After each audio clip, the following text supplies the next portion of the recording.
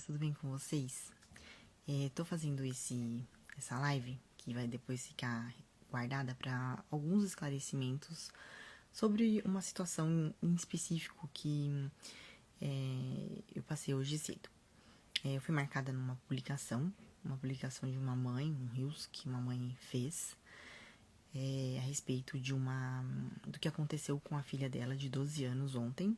A filha estava no ensaio, a filha é organista, estava no ensaio, na comum, e a mãe não estava presente. E em determinado momento, o encarregado regional, que aliás é um encarregado bem conhecido, bem estimado, até muito querido pela mocidade, afinal de contas os ensaios dele são ensaios onde predominam o emocionalismo, né? Ele tem uma técnica que traz essa coisa da emoção, de fazer tocar determinados instrumentos, depois outros instrumentos, e as pessoas então ficam com aquele coração agitado, achando ali estar sentindo a presença de Deus. E em determinado momento, essa moça, ela foi questionada a respeito da perda da salvação dela. E ela respondeu, o encarregado regional, dizendo que não tinha perda da salvação, já que foi Cristo quem fez, né, quem garante a salvação dela. E esse encarregado regional debateu com a menina, dizendo não, que ela poderia sim perder a sua salvação. E a mãe faz um manifesto, ela fez um Reels, né, manifestando a indignação, a revolta dela, mediante a pregação, né, a exposição dessa heresia, a confrontação da fé de uma menina que estava já sendo exposta ao verdadeiro evangelho, tinha noções de como que ocorre a salvação, e ela foi confrontada pelo ministério. Ou seja, por que eu peguei esse caso em específico? Não vou aqui expor a mãe, nem a menina, nada disso, mas eu quero pegar esse caso, essa situação, porque são coisas que a gente escuta, e escutou por longos anos. Essa questão da perda da salvação, que é uma heresia muito difundida e da qual a gente tinha muito medo, é uma coisa que não tem embasamento bíblico. A nossa salvação não depende das nossas obras. É óbvio que uma pessoa que foi salva, ela vai, né? Como ela foi salva para justamente praticar boas obras, as obras delas serão obras de pessoas salvas, de pessoas que foram regeneradas pelo Espírito Santo. Mas não é por conta das obras dela que ela é salva. Efésios 2:8 diz muito bem o princípio da nossa salvação. O texto diz que porque pela graça sois salvos por meio da fé, e isso não vem de vós, é dom de Deus, não de obras, para que nenhum homem se glorie. Então, justamente por não ser de obras, ninguém vai poder falar, eu contribuí mais ou menos para a minha salvação. Vem de Deus, é um presente, é um dom gratuito. Ele não cobra por isso. Partiu dele nos salvar. Partiu dele nos reconciliar com ele mesmo através do que Cristo consumiu na cruz. Nós somos feitura sua, criados em Cristo Jesus para as boas obras. Então, realmente, como nós somos criados para as boas obras a partir do momento que nós cremos e somos regenerados pelo Espírito Santo, nós praticamos boas obras, mas não são elas que garantem que somos salvos ou que permaneceremos salvos, visto que a perseverança dos santos, né, daqueles que foram eleitos, dos que foram santificados, justificados, ela é garantida pelo próprio Senhor Jesus Cristo. Ele nos diz que ele não perdeu nenhum daqueles que Deus havia dado para ele. Então ele garante que não existe perda de salvação. A nossa salvação não é mantida por nós, por nosso próprio esforço ou pelas nossas próprias mãos, mas é Cristo quem intercede, e é a garantia, é o selo, né, de garantia que nós não vamos perder a salvação. O texto diz ainda que nós fomos criados em Jesus Cristo para as boas obras, as quais Deus estabeleceu para que andássemos nela. Então está bem explícito, né, bem evidente, que não é por nossa condição ou que existe a possibilidade da perda de salvação. E se a gente pegar o contexto dessa seita em específico, como é que as pessoas podem perder a salvação? Ou elas vão perder a salvação porque elas cometeram o pecado de morte, né, e geralmente de cunho sexual, fornicação ou adultério, mas elas não, ou então elas perdem porque elas blasfemaram contra o Espírito Santo. E é por isso, né, é tão maligno essa ideia, que é justamente por isso que as pessoas não podem questionar. As pessoas não podem questionar as heresias que estão sendo pregadas. As pessoas não podem questionar o que está sendo falado, porque elas têm medo, como aqueles homens se dizem homens de Deus, portadores do Espírito Santo, trazendo a mensagem da revelação, da palavra.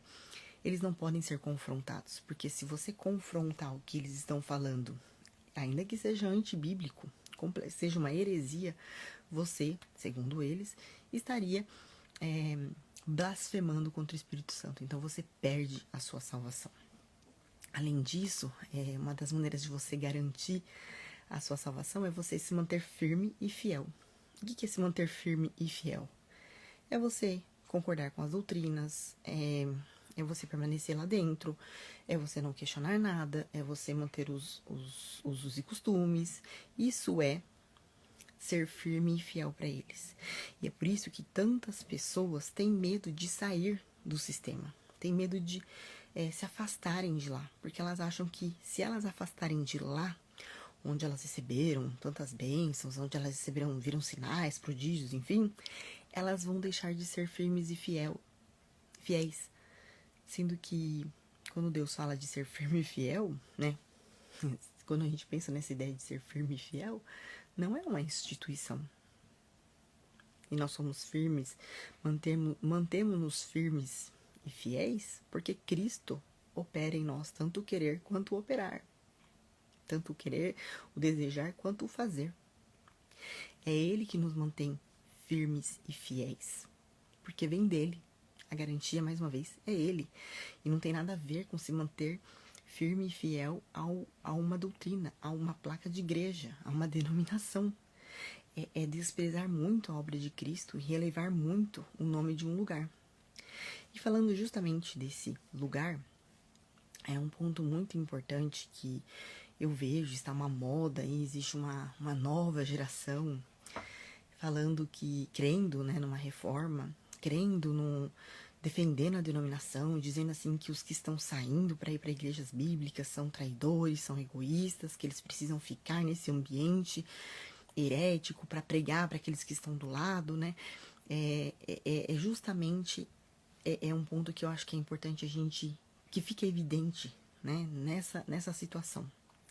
Eles falam que são os jovens, essa mocidade que está atrás de conhecimento da verdade, que vai mudar o sistema. Mas quando a gente se confronta com o que aconteceu ontem, né, nessa localidade, nós vemos que é impossível. É impossível você mudar a mentalidade de pessoas que estão há 40, 50, 60 anos, às vezes 80 anos, crendo numa mentira. Como é que uma pessoa, uma menina de 12 anos, pode mudar, confrontar um ancião, um encarregado regional, alguém da cúpula? É impossível. Então, só demonstra, né, esse tipo de frase, esse tipo de convencimento que as pessoas têm. Eu vou permanecer aqui porque eu vou pregar o evangelho para essas pessoas. Primeiro, porque Deus ele não pediu, ele não pede, ele não precisa de nós para mudar o sistema nenhum. Ele tem todo o poder para ele mudar do jeito que ele quer. Ele não nos convocou para isso. Nós não fomos convocados para fazer a reforma de alguma coisa. Nós fomos convocados para nos colocarmos em obediência a Ele. Isso demanda humildade. Justamente o que as pessoas que creem nessa reforma e querem permanecer nesse ambiente, elas estão em falta.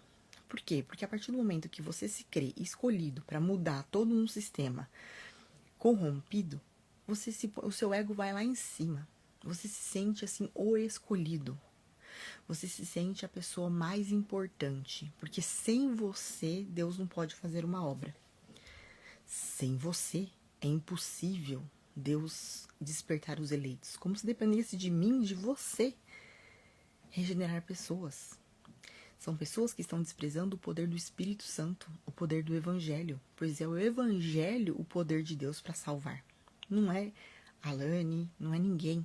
É o poder, o que pode fazer uma pessoa ser vivificada pois todos estão mortos, dormindo, né? Estão mortos nos seus pecados e transgressões, é o Espírito Santo, através da pregação do Evangelho.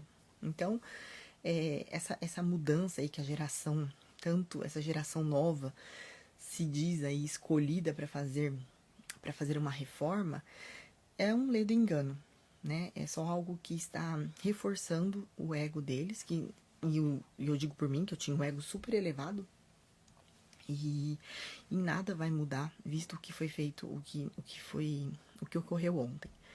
Outra coisa é que, quando as pessoas pensam isso, elas deixam de crescer no conhecimento e no temor do Senhor.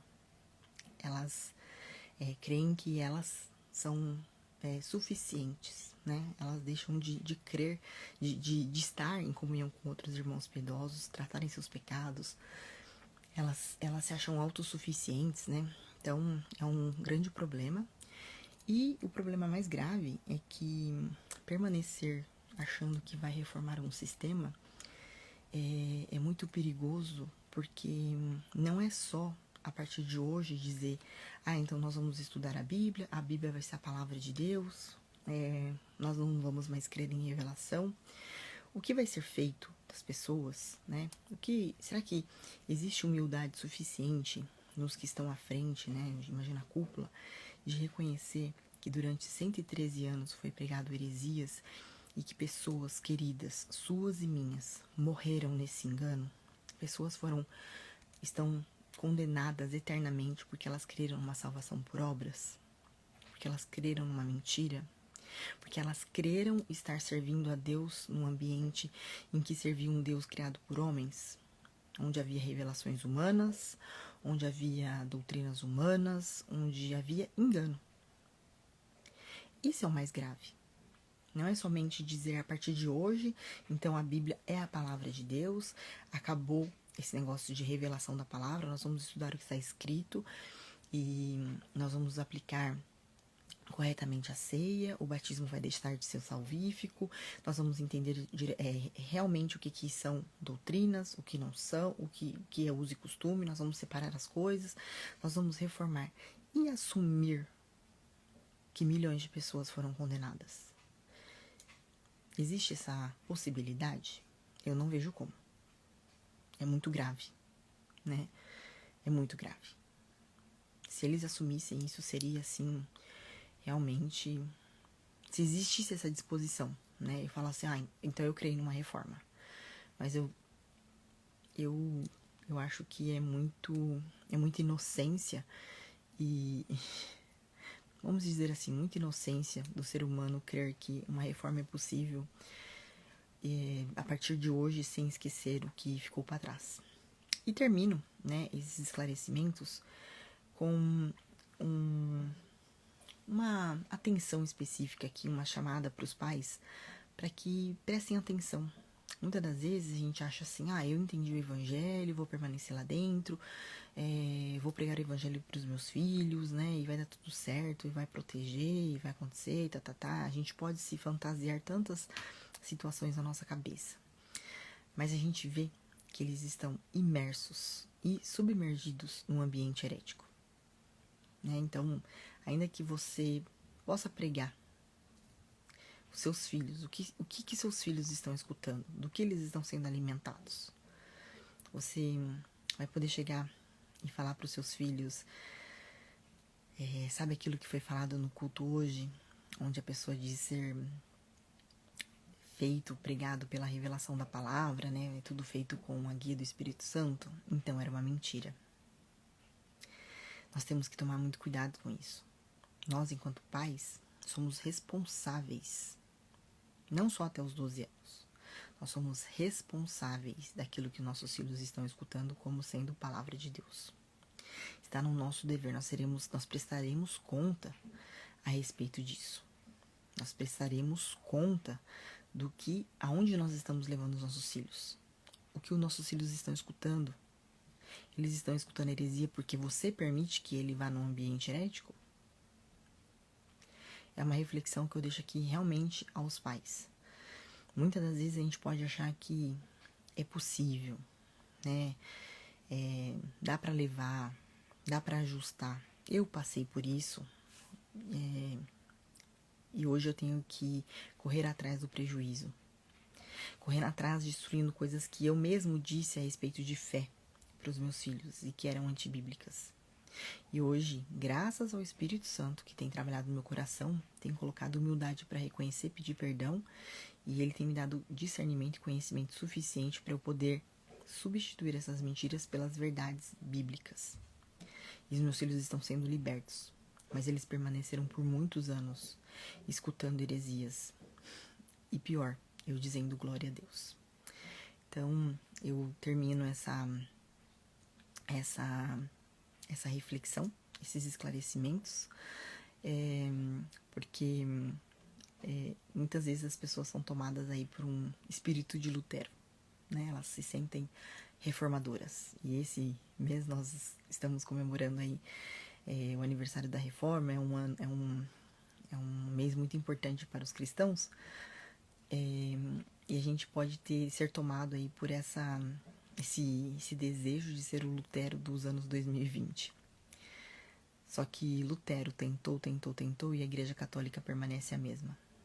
Que a gente possa aprender com a história, que a gente possa aprender com os erros do passado. Não dá para permanecer num ambiente herético. Se você tiver alguma dúvida, deixa aqui nos comentários. E também, se você achar isso importante, compartilhe esse conteúdo com alguém que precisa escutar. Tá bom? Muito obrigada.